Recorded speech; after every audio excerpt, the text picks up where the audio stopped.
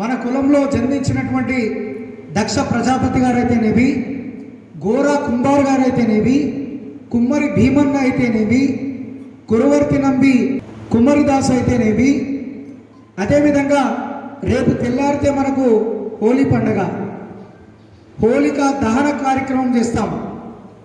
ఆ హోలిక ప్రహ్లాదుని తన ఒళ్ళో పెట్టుకొని కూర్చున్నా కూడా హోలిక దహనమైంది తప్ప ప్రహ్లాదుడు దహనం కాలే. ఆ ప్రహ్లాదునికి కూడా గురువు అయినటువంటి శ్రీయాదే మాత మన కుమ్మరి బిడ్డ. అదేవిధంగా మన తెలుగు రాష్ట్రాలకు వస్తే ఖడ్గ తిక్కన అని వింటాం. ఈ ఖడ్గ తిక్కనకు రాయసకారులు ఉండేవాళ్ళు, వాళ్ళు చెప్తుంటే రాయాలి. ఆ రాయసకారుడు, అయ్యా నాది ఎక్కడ ఆసు ఆగిపోతే అక్కడ నా ఖడ్గంతో నా తల ఛేదనం చేయండి అని ఖడ్గ తిక్కన చెప్పినప్పుడు ఒక దగ్గర ఆయన ఆగిపోయినట. ఆగిపోయినప్పుడు ఎందుకు ఆగిపోయారు గురువు గారు అంటే, ఏమని చెప్పేదా గురునాథ అన్నాడట. అంటే ఏమని చెప్పేదా గురునాథ అనేటువంటిది ఇక్కడ పూర్తి అయినట్టే కదా అని అంటే, ఆ గురునాథుడు ఎవరంటే మన కుమ్మరి. కాబట్టి ఖడ్గ తిక్కనకు కూడా రాయసకారుడు మన కుమ్మరే. అదేవిధంగా అఖండ భారతదేశాన్ని తన శాలివాహనులు అనేటువంటి రాజులు ఏర్పాటు చేసినటువంటి సామ్రాజ్యాన్ని శాతవాహన చక్రవర్తిగా గౌతమిపుత్ర శాతకర్ణి శకపురుషుడిగా ఉగాదికి నాంది పలికినటువంటి విషయం కూడా మనం ఈరోజు చరిత్రలో విస్మరించొద్దు.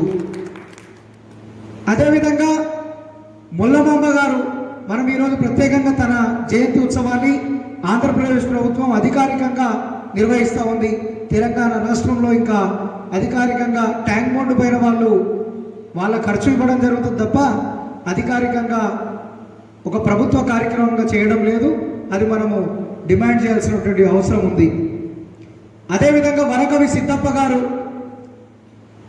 నైజాం నిరంకుశ పాలనను తన కవితల ద్వారా వ్యతిరేకించినటువంటి తెలంగాణ ముద్దుబిడ్డ, శృతి పాండిత్యంతో అటు కరీంనగర్ జిల్లాల వైపు పోతే అందరి నాలుకల మీద ఆయన కవిత్వాలు ఏ పుస్తకాల్లో ఇంకా రాయలేదు కావచ్చు, కొన్ని వందల వేల కవితలు.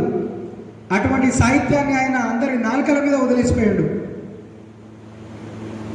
ఆయన. కానీ మరి అదేవిధంగా మనం సర్దార్ సర్వాయి పాపన్న గౌడ్ అంటున్నామే, మరి సర్దార్ సర్వాయి పాపన్న గౌడు ఒక్కడిగానే కోటని జయించలేదు, నైజాం వాళ్ళని గడగడలాడించలేదు, గోల్కొండ కోటని కైవసం చేసుకోలేదు.